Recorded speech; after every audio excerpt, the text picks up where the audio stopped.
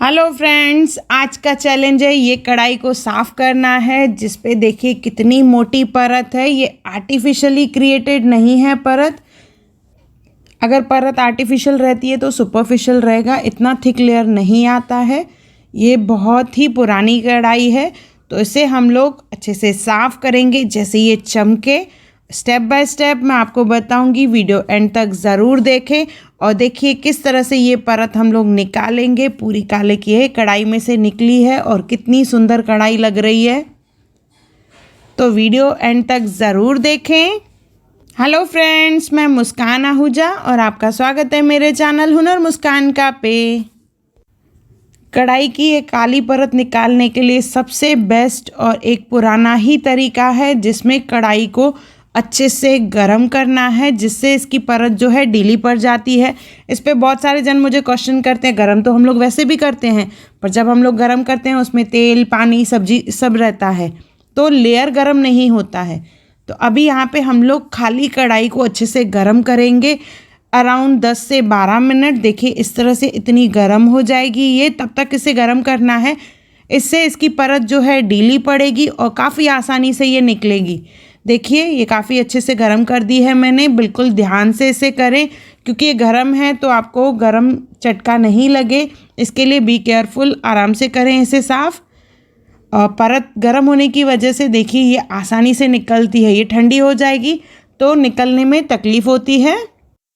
बिल्कुल हल्के हाथ से इसे स्क्रैच करते जाएंगे और ये परत जो है आसानी से निकल जाती है। बहुत ही पुराना तरीका है ये, हमारी दादी नानियाँ भी यही तरीके से कढ़ाइयाँ साफ़ की जाती थी। सिर्फ ध्यान रखें गरम है तो आपको कुछ नुकसान नहीं हो और आराम से इसे करें। लगे कढ़ाई ठंडी हो गई है तो आप इसे फिर से गरम करें और फिर से इसे हमें करना है। पर ये इतनी अच्छे से गर्म है, आसानी से मुझे लगता है ये पूरा लेयर निकल जाएगा। लगभग मैंने इसे 10 से 12 मिनट इसे गरम किया था। देखिए एक बार अगर ये लेयर अच्छे से निकल जाता है ना, तो फिर उसके बाद घसने में इतनी तकलीफ़ नहीं होती है। इससे पहले जो मैंने वीडियो अपलोड किया था उसमें ये लेयर जो है काफ़ी जगह रह गया था, तो मुझे घसने में काफ़ी तकलीफ़ हुई थी उसमें। तो इसके लिए अभी ये वाले वीडियो में मैं आपको बता रही हूँ, जो ये हीटिंग का प्रोसेस है ना, वो भले आप 1 से 2 बार करें, जैसे पूरा ये जो काला लेयर है इसका निकल जाए। बाद में घसने के टाइम पे आपको बिल्कुल भी तकलीफ़ नहीं होगी। अच्छे से सब जगह से ये काला लेयर निकाल देंगे और लगे कढ़ाई ठंडी हो गई है तो इसे थोड़ा सा 1-2 मिनट फिर से गर्म करें और फिर से स्क्रैचिंग करते हुए पूरा लेयर निकाल दें। उसी तरह से ये देखिए फ्रंट साइड से भी निकालेंगे।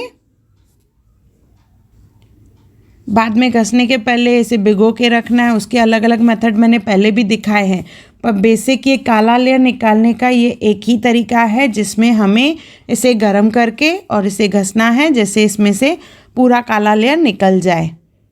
देखिए इस तरह से हैंडल की तरफ से भी देखिए इस तरह से कढ़ाई से पूरा काला लेयर जो है निकाल दिया है, पूरा न्यूज़पेपर पे है। देखिए काला लेयर तो हमने निकाल दिया, पर अभी भी कढ़ाई सफ़ेद नहीं हुई है।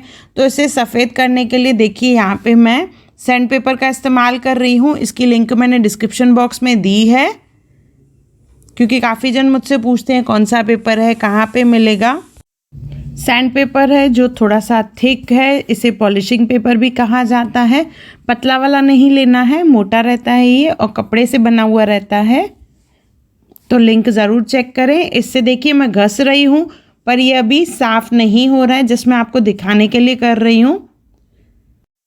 तो अभी इसे हम लोग भिगो के रखेंगे। एक बर्तन लेंगे, उसमें डालेंगे हम लोग सर्फ एक्सेल मैटिक लिक्विड, जो बहुत ही इफ़ेक्टिव रहता है। इससे बहुत ही जल्दी बर्तन साफ़ हो जाता है। इसके छोटे पाउचेस भी मिलते हैं जो अराउंड 10 रुपये के रहते हैं, तो आप एक पूरा पाउच ले लें और उसे डालें। और इसमें डालेंगे गर्म पानी, अच्छे से पूरा भर देंगे। बर्तन बड़ा हो तो 2 पाउच डालें। और इसमें हम लोग कढ़ाई को भिगो के रख देंगे, रात भर रखें तो ये मैंने शाम को इसका लेयर निकाला था, तो मैं इसे अभी भिगो के रख रही हूँ। और पूरी रात भर इसे भिगो के रखेंगे। और ध्यान रहे पानी जो है गर्म होना चाहिए। अगर आपको लग रहा है पानी ठंडा है तो इसे गैस पे रख दें, थोड़ा सा गर्म करें। और ये नेक्स्ट डे अभी मैंने शाम को ही इसे निकाला है यहाँ से। तो इसकी जो परत है ना इतनी लूज़ हो गई है, तो आसानी से ये लेयर जो है अभी निकल जाएगा, हमें ज़्यादा मेहनत भी नहीं करनी पड़ेगी। तो वही सैंड पेपर का अभी मैं इस्तेमाल कर रही हूँ। देखिए कितना इफ़ेक्ट हुआ। मैंने यहाँ पे और किसी भी चीज़ का इस्तेमाल नहीं किया था इसे भिगोने में। हल्का सा पहले मैं घस के दिखा रही हूँ आपको। देखिए किस तरह से ये साफ़ हो रहा है। बहुत आसानी से अराउंड 10 से 15 मिनट ही इसे घसना पड़ेगा और ये आराम से पूरी कढ़ाई चमकने लगेगी। इससे पहले भी जो मैंने वीडियोस अपलोड किए हैं जिसमें मैंने कढ़ाई को साफ़ करना दिखाया था, तो उसमें मैंने अलग अलग चीज़ों का इस्तेमाल किया था, कहीं विनेगर, कहीं कास्टिक सोडा। तो यहाँ पे ना मैं विनेगर का इस्तेमाल कर रही हूँ, ना कास्टिक सोडा का इस्तेमाल कर रही हूँ। ये सैंड पेपर से इसे यानी पॉलिशिंग पेपर से इसे घसेंगे तो ये इजीली देखिए लेयर कितना निकल रहा है। ज़्यादा मेहनत नहीं लगती है इसमें, क्योंकि भिगोने की वजह से गर्म पानी और ये मैटिक लिक्विड की वजह से जो लेयर है काफ़ी ढीला पड़ जाता है और कढ़ाई जो है बहुत ही चमकने लगती है। आप एंड रिज़ल्ट देखिएगा किस तरह से कढ़ाई चमक रही है। तो वीडियो एंड तक ज़रूर देखें और इसे शेयर भी ज़रूर करें अपने फ्रेंड्स और रिलेटिव्स के साथ। अच्छे से सब साइड से इसे घस लेंगे हम लोग। यहाँ पे मैंने किसी भी सोप का भी इस्तेमाल नहीं किया है, वही जो लिक्विड है उसी का ही इस्तेमाल करके मैं देखिए इसे क्लीन कर रही हूँ। बहुत जन मुझे कमेंट करके बोलते हैं कढ़ाई को फेंक देना चाहिए, पर हर चीज़ को हम लोग नहीं फेंक सकते हैं। कुछ चीज़ों के साथ हमारी यादें जुड़ी हुई रहती हैं और थोड़ी सी मेहनत से हम लोग अपनी यादों को समेट के रख सकते हैं। इसी तरह से ही फ्रंट साइड को भी घसेंगे हम लोग। ये पेपर जो है काफ़ी थिक रहता है तो उसकी वजह से ये इजीली भी साफ़ होता है। सपोज़ आपके पास अगर ये पेपर नहीं है तो आप स्टील के स्क्रबर का भी इस्तेमाल कर सकते हैं, क्योंकि परत अभी काफ़ी ढीली है तो कोई भी स्क्रबर यूज़ करिए, आराम से ये साफ़ हो जाएगा। स्क्रबर नहीं है तो ईंट का भी इस्तेमाल कर सकते हैं। देखिए हल्के हल्के कहीं निशान हैं उसे भी हम लोग क्लीन कर देंगे। जहाँ पे बराबर नहीं भीगा होगा तो उसकी वजह से इस पे अभी भी कुछ कुछ निशान हैं, तो इसे मैं फिर से वही लिक्विड में वापस भिगो के उसे गर्म कर रही हूँ और इसे एक उबाल आने देंगे। उबाल आने के बाद इसे छोड़ देंगे हम लोग जब तक पानी ठंडा हो और उसके बाद फिर इसे घसेंगे। देखिए अभी पानी ठंडा हो चुका है तो अभी और जो लेयर है बिल्कुल ढीला पड़ गया होगा। जो हल्के हल्के निशान बचे हैं वो भी साफ़ हो जाएंगे। तो वही सैंड पेपर का इस्तेमाल करके इसे हम लोग एक बार फिर से घस लेंगे, जैसे बचे हुए निशान भी इसके निकल जाएं।